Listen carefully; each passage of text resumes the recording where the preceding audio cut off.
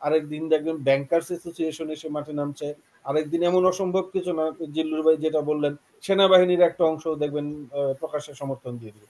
এইরকম নানা অংশ থেকে এসে যখন আপনি সমর্থন দেওয়া শুরু করবে, তখন কিন্তু আসলে এটা একটা ভালো পরিণতির দিকে যাবে। তো এই অবস্থায় এই যে এদেরকে ধরে আটক করে, এটা আসলে অযথা, এগুলো কোনো কাজে লাগছে না। বরং যেটা হচ্ছে, সরকারের প্রতি চাপ আরো বৃদ্ধি পাচ্ছে। আমি আজকে দেখতে পারলাম অ্যামনেস্টি ইন্টারন্যাশনাল থেকে প্রধানমন্ত্রীকে একটা চিঠি দেওয়া হয়েছে এই বিষয়গুলি উল্লেখ করে। আসবে না, আমার মনে হয় আসবে না, তবে আস্তে আস্তে সরকার দুর্বল হতে শুরু করবে। আপনার ২৪ ঘন্টার মধ্যে যদি আলটিমেটাম মেনে যায়, সবাইকে ছেড়ে দেয়, তাহলে তো বিপ্লব আপনার ২৪ ঘন্টার মধ্যেই সম্পন্ন হয়ে যাবে। আমরা যে গণ-অভ্যুত্থানের কথা বলছি, সফলতার দিকে যাবে। কিন্তু এটা তো একটু সময় নেয়। ধরেন এই ধরনের অভ্যুত্থান বা আন্দোলনগুলো, আপনি এই ধরনের একটা শক্তিশালী সরকারের, ফ্যাসিস্ট সরকারের বিরুদ্ধে আপনি লড়াই করছেন। পাশাপাশি যেটা বললাম, আমাদের যে সংবাদটি নিয়ে আপনি কথা বললেন, যে ভারত থেকে সরাসরি তাকে সমর্থন এবং সাহায্য সহযোগিতা করা হচ্ছে। এমন না যে আমরা একটা বিশাল কিছু লিখে ফেলেছি। এটা আসলে বাংলাদেশে যারা গণমাধ্যমে কাজ করেন বা ভারতের গণমাধ্যমে যারা কাজ করেন, সবাই জানেন এটা একটা প্রকাশ্য বিষয়। হয়তোবা অনেকে অনেক কারণে লিখেন নাই বা লিখতে পারেন নাই, আমরা লিখেছি আর কি।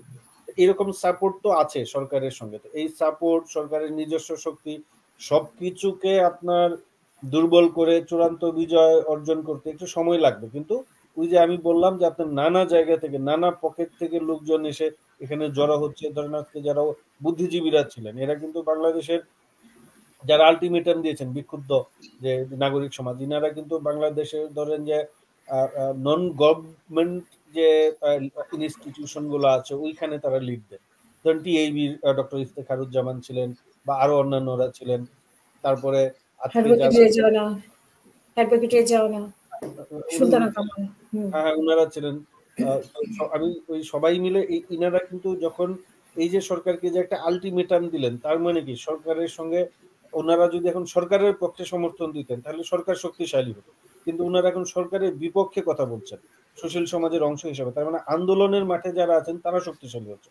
এরকম নানা পকেট থেকে হয়তো বা আপনি কালকে দেখবেন যে খেলোয়াড়দের, স্পোর্টসম্যানদের একটা অংশ এসে মাঠে নামছে, আরেকদিন দেখবেন ব্যাংকার্স অ্যাসোসিয়েশন এসে মাঠে নামছে, আরেকদিন এমন অসম্ভব কিছু না, জিল্লুর ভাই যেটা বললেন সেনাবাহিনীর একটা অংশ দেখবেন প্রকাশ্যে সমর্থন দিয়ে দিবে। এইরকম নানা অংশ থেকে এসে যখন আপনি সমর্থন দেওয়া শুরু করবে, তখন কিন্তু আসলে এটা একটা ভালো পরিণতির দিকে যাবে। তো ২৪ ঘন্টার মধ্যে সরকার হয়তো বা কিছু করবে না, দর কষাকষি করবে। রাজনীতি তো মূলত একটা দর কষাকষির বিষয়।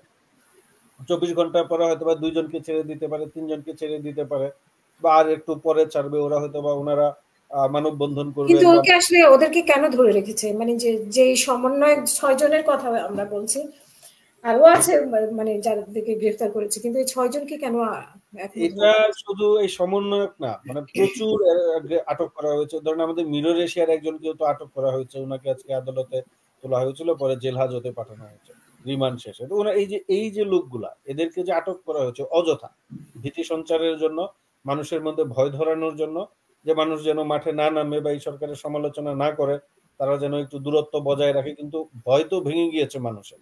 আমি গতকাল ঢাকায় একজনের সঙ্গে কথা বললাম, উনার পরিচিত, উনি মালিবাগ খিলগাঁও এলাকায় থাকেন। উনার পরিচিত ৬ জন গুলিবিদ্ধ হয়ে মারা গিয়েছে।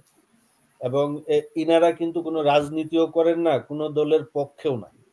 এই ৬ জনের মধ্যে হলো ব্যবসায়ী আছেন, চাকরিজীবী আছেন। সবাই তাদের কর্মস্থল থেকে বিকেলে বা রাত্রে বাড়িতে ফিরছিলেন, তখন হচ্ছে যে পুলিশ বা আইন শৃঙ্খলা বাহিনীর এলোপাথারি গুলিতে তারা নিহত হয়েছেন। এখন এই যে ভদ্রলোক, যার পরিচিত ৬ জন বন্ধু বা স্বজন গুলিতে মারা গিয়েছেন, এখন উনার কাছে তো আর ভয় বলে কিছু কাজ করছে না।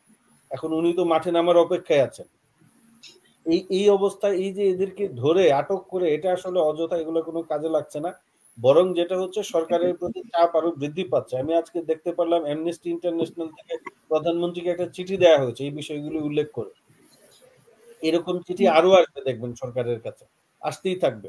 তো এইসব করে সরকার যেটা করছে, আমি মনে করি যে কৌশলগতভাবে ভুল করছে। এবং সবচেয়ে এই চলমান আন্দোলনের সিগনিফিকেন্ট বা গুরুত্বপূর্ণ দিক হচ্ছে, আওয়ামী লীগের রাজনীতিবিদদের কিন্তু মাঠে দেখা যায় না। ধরেন প্রথম দিকে যুবলীগ, ছাত্রলীগ কিছু মাঠে নামার চেষ্টা করেছিল, আন্দোলনকে প্রতিরোধ করার চেষ্টা করেছিল। কিন্তু তারা জনগণের তোপের মুখে দাঁড়াতে পারেনি। শিক্ষার্থীদের তোপের মুখে পিছু হটেছে। এবং যেই কারণে আপনার আওয়ামী লীগের এক সভায় কিন্তু যুবলীগের এক নেতার সঙ্গে ঢাকা মহানগরীর এক নেতার বেশ হাতাহাতি হয়েছে আমি যতটুকু শুনেছি। হাতাহাতি হয়েছে এবং ঢাকা মহানগরের উত্তরের ২৭ টি কমিটি ভেঙে দেওয়া হয়েছে। যুবলীগের কেন্দ্রীয় কমিটি ভেঙে দেওয়ার কথা বলা হয়েছিল। যে এই যে রাজনৈতিকভাবে এই দলটা আর দাঁড়াতে পারছে না। দুর্নীতি, অনিয়ম এবং ভোগবিলাসে এরা এত মত্ত হয়ে গিয়েছিল যে সাধারণ মানুষের সঙ্গে আসলে এদের বিচ্ছিন্নতা তৈরি হয়েছে।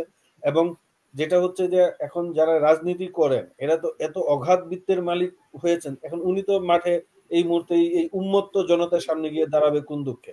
উনি তো চলে গেছেন, দেশ থেকে পালিয়ে গিয়েছেন। জি। তো যেই কারণে আমি বলছি যে এরকম ধরপাকড় করে আটক করে আসলে সরকারের আখেরে কোনো লাভ হবে না।